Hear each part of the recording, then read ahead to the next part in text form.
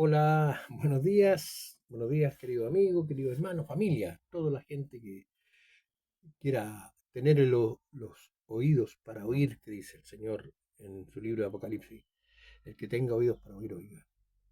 En algún minuto se podrá eh, entender, digamos, traspasar la barrera que nos bloquea con las cosas de Dios, porque Dios tiene cosas sublimes, pero no las entrega a cualquiera, ¿sabes? Cualquiera puede acercarse, pero Él no va a obligar a nadie. ¿Ya? Así que eh, estamos hoy día a 11 de diciembre del 2024 y quiero continuar con el tema que estoy estableciendo desde un principio, que esta es la tercera parte, el tercer video que hago, que tiene que ver con la, el cumplimiento de las grandes profecías de Dios, de las grandes profecías. Y estamos estudiando el Salmo 22, el Salmo profético de David desde el año 1000 antes de Cristo. Eh, y ya establecimos, ¿no es cierto?, ciertas cosas que son realmente sorprendentes en este Salmo, como que nos da un detalle minucioso de lo que es la muerte y el calvario de Cristo en la cruz. A niveles que realmente son sorprendentes desde el punto de vista de la profundidad, la exactitud de hechos que todavía no ocurrían. Incluso en la parte que vamos a analizar hoy día tiene que ver incluso con los sentimientos, el sentir del dolor que tenía Jesús, expresado de una forma personal, en primera persona, y llevado a un extremo, digamos, que podría ser realmente llamativo. Mire, querido hermano, yo no soy un teólogo, sino que simplemente un aficionado fanático de la escritura, amante de las cosas de Dios y de la Biblia, porque he descubierto en ella tesoros que de verdad quiero transmitir, necesito transmitir. Y además que no es mi propio deseo propiamente tal.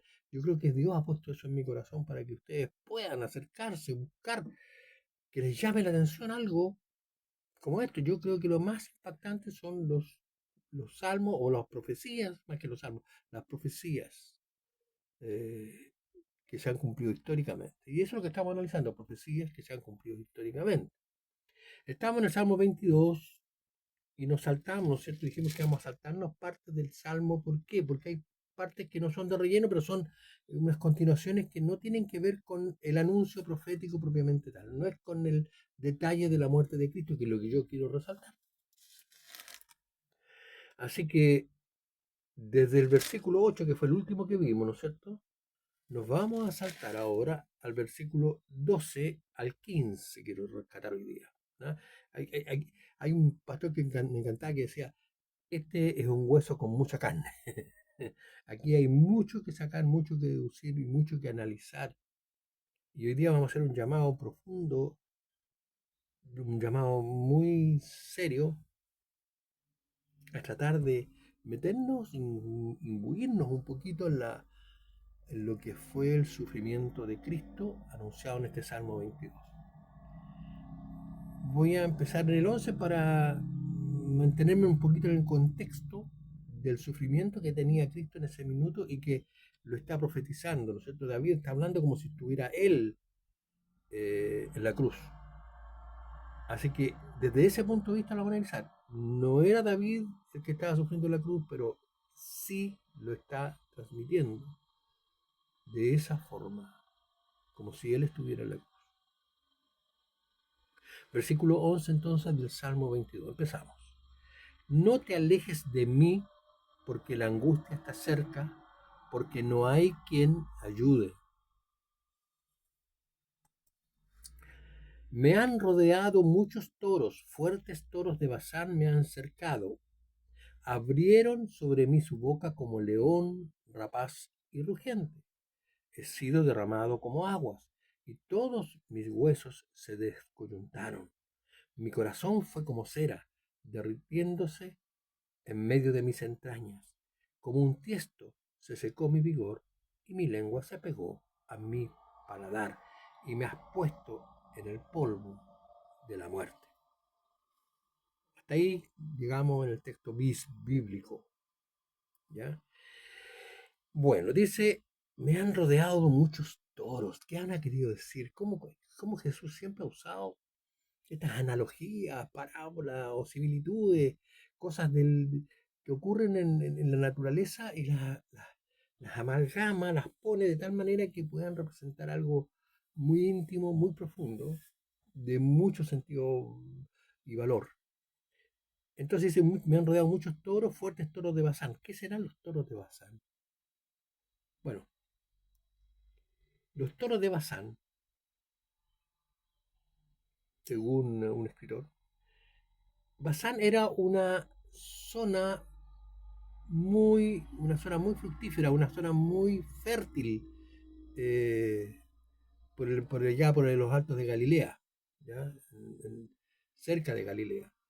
Y, y se criaba muy bien el ganado, se criaba muy bien el ganado, y entonces ellos tenían harta riqueza y harta prosperidad porque en esos lugares se alimentaban muchos tipos de animales y especialmente unos toros que eran muy fuertes, que eran eh, muy bravos. Y estos toros representaban la fuerza, la pasión, dice. eh, Eran toros que avasallaban, que no había cómo parar cuando ellos embestían con su fuerza y con sus cuernos. Estos toros de Bazán, dice, ya lo tenían cercado. Y esta es una comparación contra toda la opresión que estaba sintiendo, todo el, él miraba a los fariseos, al pueblo que lo atoraba, que lo tenían ahí atosigado, que lo tenían acorralado, que lo despreciaban, y los miraba como seres sin sentimiento, como toros que pasan, pasando, arrastrando todo lo que venía por delante. Ese era el sentir, decía, hace una comparación, ¿no es cierto?, entre cómo funcionaban, cómo operaban estos toros y cómo Cristo se sentía respecto a los enemigos que estaban por atacarle, perdón. Así que decía que él sentía que abrían su boca, decía en el versículo 3, y eran como leones rapaces, rugientes. No sé si lo han visto. Los leones como amenazan ante a la presa cuando están atacando, la paralizan de miedo, tratan de paralizarlas. Entonces ellos rugían delante de él. Eso es lo que sentía, el rugido. ¿Ya? Por lo tanto, esta concepción psicológica que, digamos, que él tenía del amedrantamiento, del desprecio, del castigo que estaba viviendo desde el punto de vista social, humano, de afecto, donde también ya no, al momento que vemos en la historia, ¿no es cierto?, él, abandonado por sus discípulos, eh, y rodeado de puros enemigos. No tenía refugio. Incluso tal como partió el Salmo, decía, hasta el Padre lo había desamparado, hasta el Padre lo había abandonado. Y esa fue una situación real. Él se sintió abandonado y era real. Se abandonó. ¿Por qué? Porque el Padre no podía ver todo el pecado que él llevaba sobre sí. Aunque usted lo vea filosóficamente, religiosamente, teológicamente, Cristo cargó en esa cruz los pecados de la humanidad. Por eso es que en la cruz decía, perdónalos porque nos, Padre, perdónalos porque ellos no saben lo que están haciendo. Entonces, es cierto, yo creo, no sé si románticamente decirlo, pero Dios dio vuelta a su rostro y lo dejó solo. Lo que él sintió en ese minuto fue un abandono total, porque siempre se refugiaba en el Padre. Y eso es lo que nosotros tenemos hoy día. Nos podemos refugiar en Dios en los momentos más difíciles de nuestra vida, pero en ese momento Él no podía hacerlo. Así que ya tenemos un poco circunscrito cómo era el aspecto de la parte emocional, cómo estaba ahí, desde el punto de vista de amargura, de soledad, de tristeza, sin contar toda la parte física y el dolor. Entonces él empieza, en el versículo 14 ya a describir lo que estaba sintiendo en su cuerpo propiamente tal. He sido derramado como aguas y todos mis huesos se descoyuntaron. Mi corazón fue como cera derritiéndose en medio de mis entrañas. Mira, yo sé que cuesta un poco meterse a, a tomar cada una de estas palabras y ver que cada una de ellas tiene un profundo sentido eh, de un dolor que yo creo que no ha habido comparado este dolor con otra persona. Hay una escala EVA que se llama, que es para la clínica del dolor, para la gente que trabaja con dolor. La escala EVA del dolor. ¿Ya?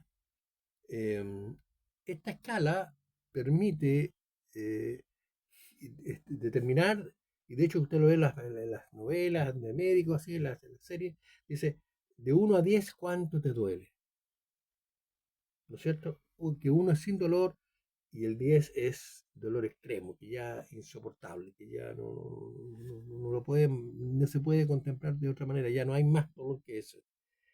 En esa escala EVA hay niveles del 1 hasta el 10 en los cuales los médicos van evaluando cómo sufriendo o cómo se sufre cada uno de los eventos que pasaron. Mira, quiero animarte a escuchar un poquito, me voy a alargar un poquito, pero mira, August Corominas fue un profesor universitario, un doctor en fisiología humana en la Universidad de Murcia y la Autónoma de Barcelona. Fue un académico, pero extraordinario, muy reconocido, y él hizo un estudio, que yo lo voy a leer porque lo tengo aquí anotadito al lado, ¿ya? Lo voy a leer, así que me voy a desviar un poquito de la pantalla para que ustedes entiendan las cosas que... Y voy a rescatar lo más fuerte que está más o menos relacionado con lo que significa este salmo. Él hizo un estudio fisiopatológico de la muerte de Cristo. O sea, ¿qué significó la muerte de Cristo en realidad? ¿Ya? Y él anotó en ese estudio, entre otras cosas, dijo que esto era un tipo de ejecución, la crucifixión grecorromana, que es la que se usaba en ese tiempo, era un tipo, la crucifixión era un castigo brutal, cruel, sádico, indignante, que solo pensar produce escalofríos, malestar e indignación. ¡Wow! Mira la cantidad de condiciones. La, la crucifixión representaba, y ha representado históricamente, el peor de los castigos dado a lo peor de la raza humana, de la clase humana, a lo peor. No sé si hoy día no se estila, hay crucifixiones, hay otras cosas que hacen, pero no se estila crucificar. Hay algunas partes, sobre todo en la parte islámica, que creo que todavía se mantiene la crucifixión. Entonces, mira, ¿qué fue lo que dijo que... Porque aquí este doctor Corominas dice, destaca en primer lugar el dolor y el sufrimiento según la escala EVA que usa en las clínicas del dolor. Escala de 0 a 10 con el valor máximo como dolor irresistible o intensísimo, para concluir que no puede comparar un dolor clínico del tipo de enfermedad que sea del dolor de la tortura de la crucifixión. No hay ninguna enfermedad que produzca el dolor de la tortura de la crucifixión. Ninguno, según este doctor. Analizando el caso de forma cronológica, el académico señala como en el episodio de la detención del Huerto de los Olivos, Jesús, un hombre joven de 33 años, atlético, sufre tensión psicosomática, tensión emocional, impacto por la traición de Judas, angustia intensa, sufrimiento moral y hermatidrosis o sudor de sangre por el maltrato de la soldadesca que lo atrapaba. Tras su sentencia popular del pueblo judío con griterío y escarnio es condenado a la flagelación y a la crucifixión. Ahí es donde él dice, me han rodeado muchos toros, fuertes toros, me han acercado, abrieron, ¿me entiendes? Él dice que todo ese trato psicológico, todo ese trato social que tuvo, que lo fue degradado al máximo sin merecerlo, él lo tuvo que soportar estoicamente y de una manera sobrenatural. Entonces ya había una preparación en la cual ya estaba completamente abandonado a su suerte. Cuando empieza ahora a describir la parte física, dice, he sido derramado como agua. Mira, dice, continúo con el estudio, dice, En el primer caso, atado a una columna de piedra con la espalda desnuda, es azotado con un látigo con puntas de hierro lacerantes que arrancan epidermis, dermis y tejido muscular. Hemorragia abundante. Según él, ese nivel de dolor es EVA 10. O sea, no hay dolor más alto. Sufrimiento intensísimo, colocación de la corona de espina, EVA 8. Se condena al reo a crucifixión, que era un suplicio infame reservado a los esclavos, asesinos y ladrones. Sufrimiento emocional por la presencia de la madre, los amigos, los seguidores y los discípulos de talla. Ahí es donde dice, me han rodeado muchos toros, ¿no es cierto? Y yo digo, y abrieron su roca, pero ya el dolor empezó a ser derritiéndose en medio de las entrañas. De ahí se ya todo su cuerpo, solo con el castigo del latigazo, de los 39 látigos que recibió, latigazos que recibió, ya eh, él ya no tenía fuerza. ¿Ya? Dice, continúa el doctor Augusto Corominas, con una hemorragia en la espalda por la infame flagelación es obligado a cargar con una cruz insumisa de gran peso. El hombre herido y sangrando no puede subir un peso de ese calibre, prosigue el académico. Sufre caídas que son contusiones y heridas por la parte de mayor sufrimiento, pero la parte mayor sufrimiento es la crucifixión. Es una auténtica y dramática destrucción de un cuerpo. Los clavos que se emplearon sobre el metatarso y el metacarpo de 18 centímetros martillando y fracturando destruyen completamente las manos y los pies, dejando úlceras postraumáticas. Además de estructura ósea, se lesionaban paquetes vasonerviosos con polineuritis dolorosísima, EVA 10. La posición en la cruz era antianatómica y por ello la respiración era bradipnea, con verbalización entrecortada, las 7 palabras que él habló en la cruz, con asfixia pulmonar. ¿Cómo estaría tu cuerpo, tu mente, soportando esto? Todo era prácticamente con dolor extremo, todo era humillante, todo era... Es que esto es lo más bajo que puede llegar un ser humano, no mereciéndolo. Si ahí dónde está mi castigo? Y nosotros que nos apretamos un dedo y nos duele y empezamos a reclamar al tiro. Eh, el precio de la cruz es un precio inmemorable. No, o sea, como te dije, no es que sea memorable, es memorable, pero no podemos dejar pasar el detalle. Y Dios avisa con 1000 años de anticipación que esto le iba a pasar en detalle a Cristo. Por eso él decía, ha sido derramado como agua y todos mis huesos se descoyuntaron. Y mi corazón fue como cera derritiéndose en medio de mis entrañas. Mira, continúa el doctor, porque es re importante el informe que da. Dice, la agonía duró 7 horas con burla por parte de los soldados, sufrimiento psicológico por el hecho de que estaba su madre y algunos apóstoles, los dolores estremecedores, gran sequedad bucal, negación de agua y en su lugar bilis, desnudez vergonzante. ¿Qué decía él? En el versículo 15, como un tiesto se secó mi vigor y mi lengua se pegó a mi paladar y me has puesto en el polvo de la muerte. ¿Aló? Ya era, él ya se sentía en el polvo de la muerte, ya tu cuerpo estaba deshecho. No había forma de romperlo más de lo que ya se rompió ahí. De hecho, tenía sed, no tenía agua.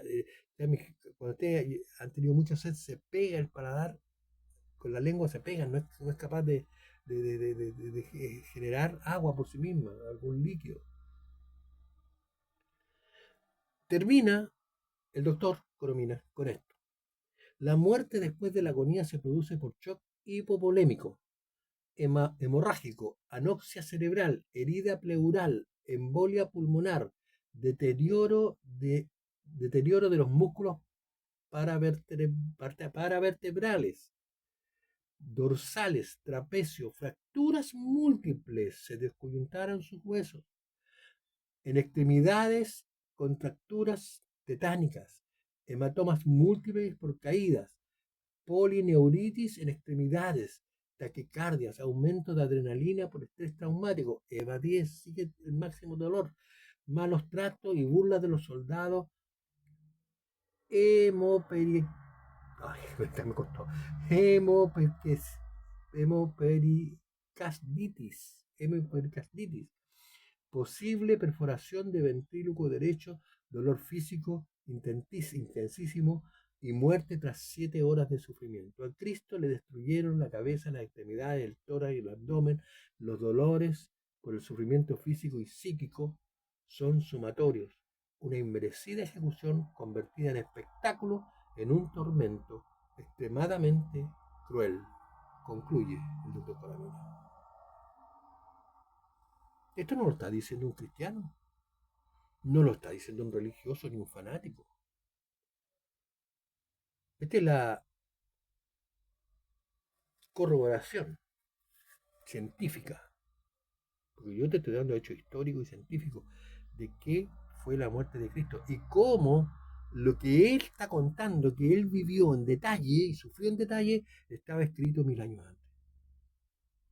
Porque si tú analizas cada una de estas palabritas que hemos hablado aquí, ¿no es cierto? Los toros de Bazán, como, eran como leones rapaces, se ha sido derramado como agua, su cuerpo ya no tenía ningún sentido de proporción, había perdido todo lo que era el ánimo, se sintió completamente abandonado, eh, es se les secó el vigor de su cuerpo, era un joven de 33 años, no era un hombre ya acabado, sin embargo, en 7 horas, en menos de 7 horas, en 10 horas le quitaron todo ese aspecto de vida y lo humillaron al extremo. Esto es lo que está hablando el Salmo 22.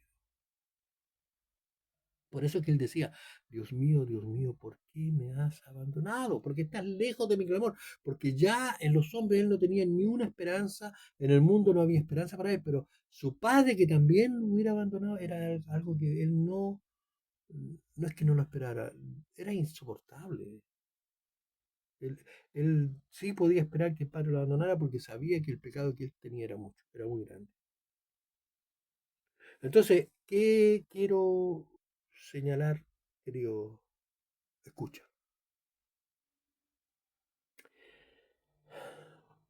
Nosotros pasamos nuestra vida buscando las mejores cosas, los mejores tiempos.